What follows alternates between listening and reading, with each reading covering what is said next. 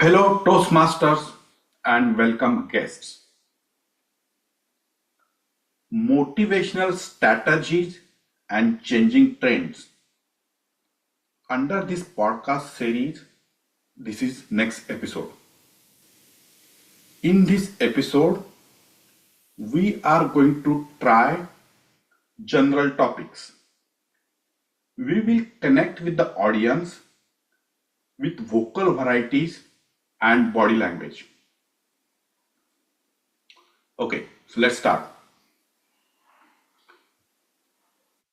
Ideas. We'll say, what are you talking about today? Do you mean crazy ones?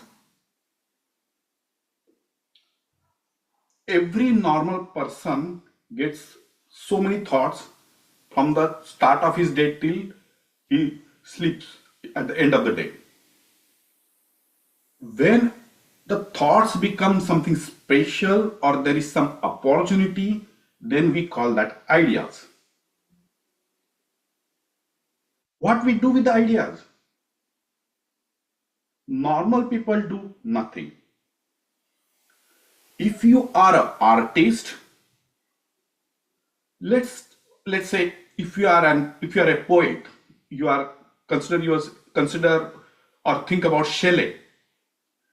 Whenever he sees something, he gets so many bright ideas and a beautiful poem comes out of it. Shelley saw the green meadows, he saw the rainbow, and he saw the beautiful nature. He danced. He got so many beautiful poems. If you are asking me and you, then we will say, oops, what's about it? Meadow, I see every day. And what's special about rainbow? If you are a Shakespeare and if you get an idea, look what a beautiful paragraph comes out of it. If you are an artist or painter, like a Pablo Picasso, see such a beautiful modern art comes through it. Since ancient times, humanity has modified their great ideas or thoughts through the medium of art.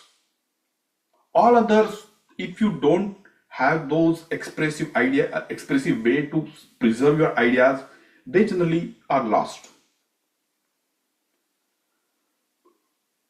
I will tell you one more thing. 99% people in the world till now, since the humanity started, they are followers.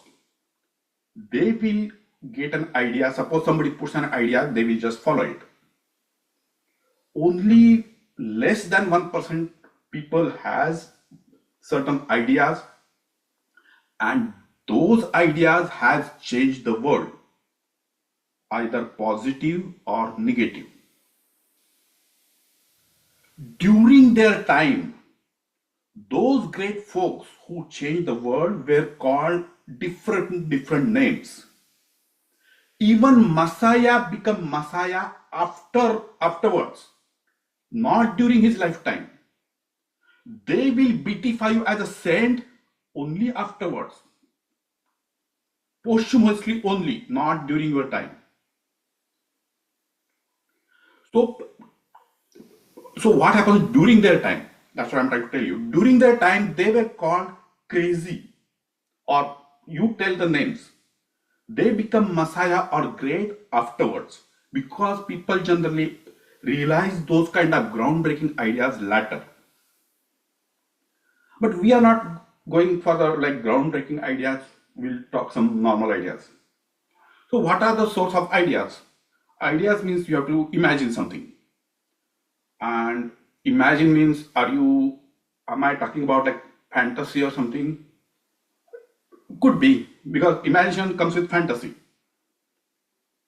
So what is the best medium for ideas or fantasy if you are talking about? Movies. Today's era, we have the movies. Earlier they had dramas and plays and some other things, but now there are movies. those we see, even that's like a reality movie, but it has been presented in a such a like a fantasy where the story goes not exactly follow the reality story. It will be presented some beautiful way so that people will like it. When I'm talking about movies, then people will ask, what's your genre then? I'm not a movie person as such. I watch few movies or few selected ones. There are many genres are there, we know. But genres are changing now. The ones we used to call sci-fi or fiction, fiction means it's fictitious, it's not real, not non-real. Or sci-fi means like some people have the scientific thoughts or uh, scientific fictions. Those used to be called sci-fi. Do you know those shows like they will be going through the space shuttle and traveling between the planets and then galaxies? Are they sci-fi? I would think in next generation those things are going to be called reality shows. I can tell you, correct? Those are not going to be any more sci-fis. That time people thought those are fictions or those are fantasies. I just remember one story when we are talking about the scientific fantasy. The great scientist Michael Faraday, he invented the capacitor or capacitance. So he bring the two charges and then he created battery and showed some beautiful. He created a Faraday's law. When he was demonstrating his ideas or scientific expression, scientific experiments in front of people, one day one common man got up and he asked, "I understand what are you talking, but what's the use of this? Why are we doing this?" Give a beautiful answer. He said, "Sir, can you tell me what's the use of a newborn baby?" That was the beautiful answer. Because those batteries and then cells and those electric experiments at that time, see now what has changed to. That time, those were fantasies or just crazy ideas from some nerds, probably. That's another word I wanted to tell you. So, those scientists may be called nerds as well, probably, at that during their lifetime, and now we are praising them. So, those nerd ideas now has changed into great things. Let's go a little bit off topic. If you know the great scientists like Einstein, Niels Bohr, Oppenheimer, we just saw that movie, so I'm just asking about. I want to ask you, what is their share market value? Do you know Einstein was millionaire? Do you know Niels Bohr what was the financial status? Those people had ideas and they were happy with the one Nobel Prize that also they will get once in a life. Come to now, if the Einstein is there today, then he will have been like first a trillionaire, isn't it? Because his ideas are selling so much in the market. But that time, did you know, they had those ideas and that changed the thing. Pablo Picasso's picture are selling for millions, but he did not get any of that. I want to tell you that. During his lifetime, that never happened. It happened later.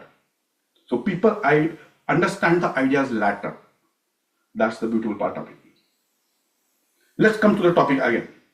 Okay, so we are talking about the ideas and genres and movie. So what are we talking about? Well, I'm talking about one sci-fi movie, sci-fi during that time. The great mega blockbuster from Steven Spielberg. You must have guessed it. The Jurassic Park. It was such a mega blockbuster at that time. What a fantasy.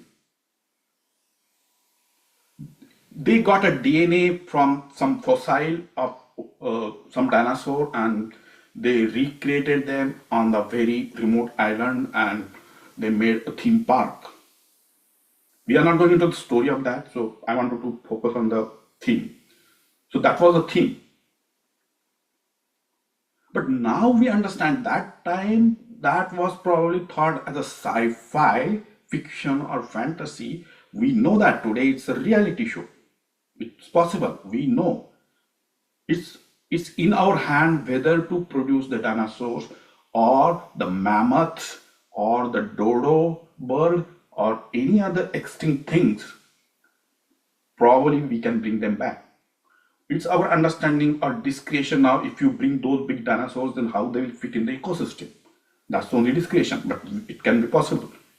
It's almost proven thing now in the laboratory. I'm coming at this point, so I'm just having a idea. Now you will say that's crazy only, but now since we are talking about ideas, so I have a venture capitalistic idea.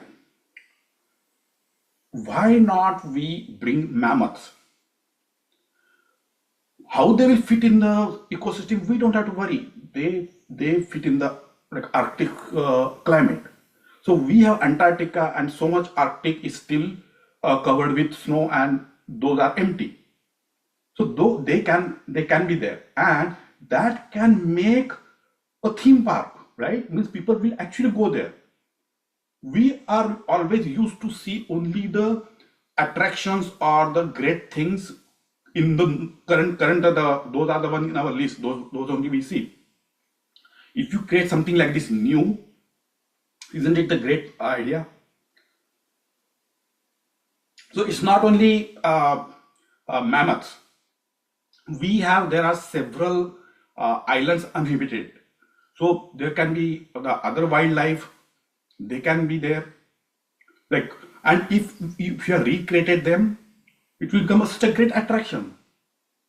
And in laboratory, probably they have already done that. I mean, if we might not, they might not be telling us, but it's the mammoth and everything, they have been created in the laboratory successfully. So that's I thought it's a great. I don't know any venture capitalists will buy it, but I have the idea. I just wanted to talk about it. Not only that, we know there are some endangered species like tiger and everything. So why not we put them into those habitats where currently humans or nobody else is doing anything there?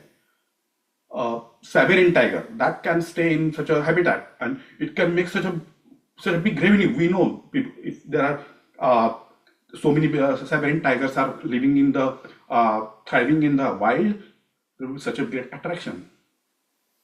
If you like my idea, do not forget to give me thumbs up. I will. Okay, so that was about my idea, but to explain you, I have to explain so many things before. All right. I wanted to discuss one more idea. It's not venture capitalist idea, so just want to tell you that. But uh, that certain ideas always comes in my mind, so I wanted to discuss. And I think I have presented that in so much detail in my previous podcast.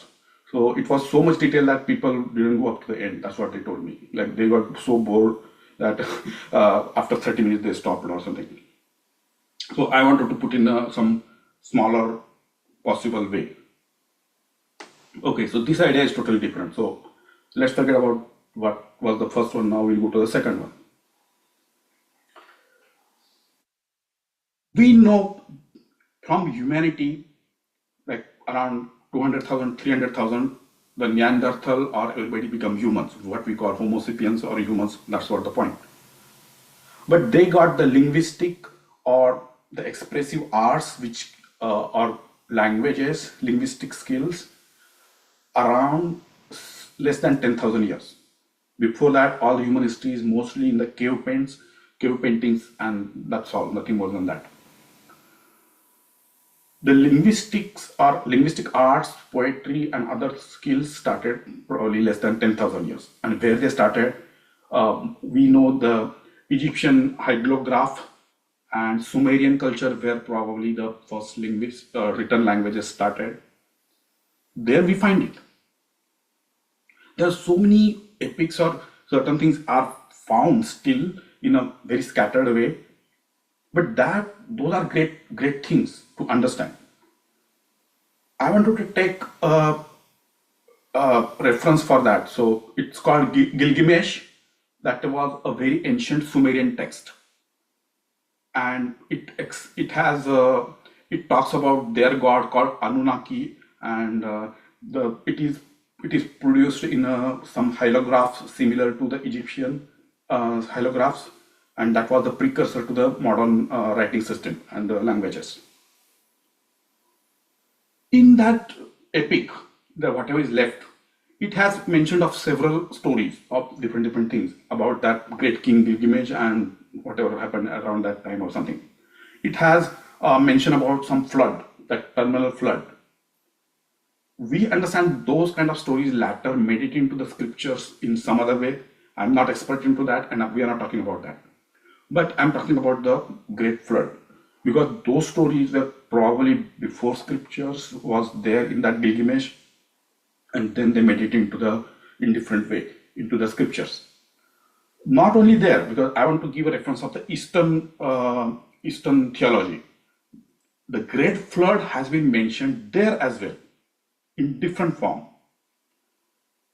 There was the same terminal event, that great flood occurred and everything was covered in water. It was a watery grave, and but in that story it says a fish saved one person, and that person's name is called Manu, Manu. If you understand the Latin languages or Germanic languages got the word man or human, how that comes? Because if you say first person is Adam, then in old languages the word for man is started with like Adam or descendant of Adam. But how man came? The man the man came from the Manu. So that's the old proto Indo-European languages, what they call. That's the root of that. So Manu comes every ages. That's the story says, but we are not going there. So the great flood came. That's what I want to say. And Manu was the first manifestation. People have generally always confused when we say first means what. If you come to, let me bring you today's events, and then we'll try to see from the like past 10,000 years back. There was a match, NFL match between bears and lions. So if you say 10,000 years before, or if you go, let's go into 10,000 years future, the people are going to understand, oh, our ancestors, during our ancestors' times, bears and lions used to play football. No, that was the symbols, correct? Those are the flags. First man is also signifies something. That is, Adam is first man, means he is the first manifestation of the God, as we understood. Today we call president as a first man, first lady, first man, we call it, right? First man doesn't mean only man or like a number one, it's not like that. First means the first, he is the manifestation of the everything. So that's the first. So Adam was the first, that's what it is. And then flood came. But flood story is different. And probably it has come from that Gilgamesh, which I wanted to give you more information about it. Okay, understood. My point is not there, or my idea is not there. My idea is in the flood. Why flood came, or what's the story behind the flood? If you have noticed my previous podcast, probably I have given a big speech on that, but let's do a short in that now. I have always a feeling that the story are in scriptures or the old epics, they generally don't come like that. There's something event happens and then people try to modify it. The flood came means there must be some symbolic thing should be there. Why flood came? Why God was testing the humans for the terminal events? I got the idea from there, or my just thought process, that basic of humanity, or why all these things are there. If you start thinking like why Earth is there, why humans are there, in the trillions of objects, only in the solar system we see humanity or life only in the Earth. Apart from that, why humans? Because if you see humans, means a brain has been developed more than required as per the law of the as per the law. Like, I mean, if you understand, people like species develop the organs to survive, to reproduce, or make food. That's why they get different evolution happens. Brain happened because brain is going to do the calculus, or run the math, or solve the nature's problem.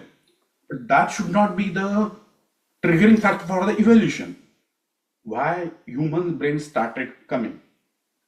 So I wanted to prove that as a Saganism, that it was not just the evolution, it was probably something planned it, or something wanted the human brains to come. They wanted somebody to solve or understand the nature or the universe, and probably that thing wanted to create the thing so that if terminal event occurs again, the Earth and the species will be saved. When the first terminal event occurred, when the asteroid hit, there was no defense.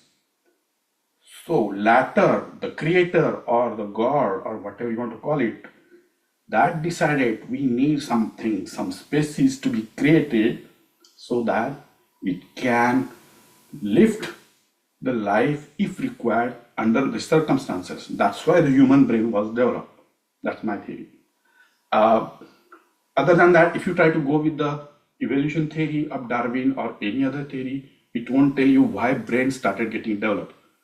For all other, before that, it was always sensory organs were developing. Some kind of sensory organ will develop, not brain. Brain used to be only the coordinator unit. Brain, the sensory organ will be more preferred to the brain. If you see the previous species or even today's species, if you see the birds, they have a big beak, the brain is very small. Or giraffe or so many other things you see, they have developed certain sensors or organs such a way that will save them in the wild. Brain was need evolution time, such a huge evolution time, as we understand, such a complex thing in the solar system or in the universe. To develop such kind of thing, it will take so long. And how it is protecting its host, like our brain protects us, that it creates tools. Because without brain, we will not be able to survive in the wild. We don't have the nails. Our back is straight, so we walk on two legs. That means everything, all the predators running on the four legs will catch us. We cannot climb. Our claws are not that great. Our teeth are not. We are not neither carnivore, pure, or nor herbivore. We cannot eat each herb as well. So if you see, other than brain, human cannot survive. So, but brain needs to develop. It would have taken so much long time, and why it should happen. First of all, that's what my theory was. That so the brain should be developed so that creator wanted to create somebody to understand the nature and the laws of universe. Now, how I'm saying it, why that happened, I can tell you that I'm coming at that point. So the creator tested the humans by putting the flood, and then it told us flood will come. You take each species and survive it. Correct? If flood was coming, then they would have gone to different grounds. Why the Messiah came, or why the story came? If any river is getting flooded or anything else is getting flooded, what humans will do or anybody will do, they will go to the other grounds. Why they used to create the ark and try to save each type of animal. Even the story is very, very specific, and that story is so far. before scriptures, most probably from the Gilgamesh, where the thing started writing down. So somebody had that idea that okay, probably purpose of humans is to make this beautiful life, this beautiful earth. The creator who has created this, the creator has loved his creations. He doesn't want it lose again to such a catastrophic event. So he created something which will probably help to protect and thrive and send to the entire universe. Again, if you like it, do not forget to give me a thumbs up or a like button. Thank you.